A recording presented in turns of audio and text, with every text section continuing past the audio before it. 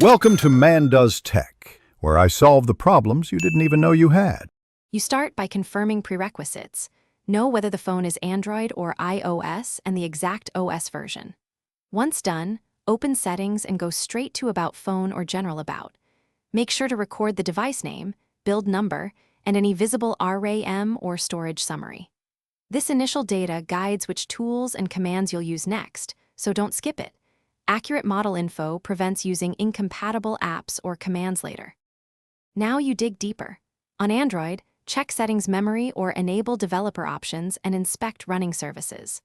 On iOS, check General About for limited info or connect to a Mac and use Console or System Profiler. For precise numbers, install trusted apps like CPU-Z or AIDA64 or run a DB shell dumpsys meminfo on Android. Make sure to grant permissions when prompted.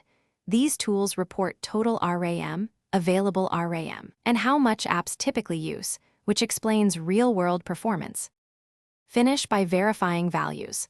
Compare the app readout with System About to ensure consistency. If numbers differ, reboot the phone and clear caches, then rerun the same tool to rule out transient reporting. If you used a DB and it failed to connect, enable USB debugging in developer options and update desktop drivers. Once connected, rerun dumpsys meminfo. If discrepancies persist, reinstall the diagnostic app or consult the manufacturer's specs as the final authority. This resolves most. Thanks for watching. If you found this helpful, don't forget to like and subscribe.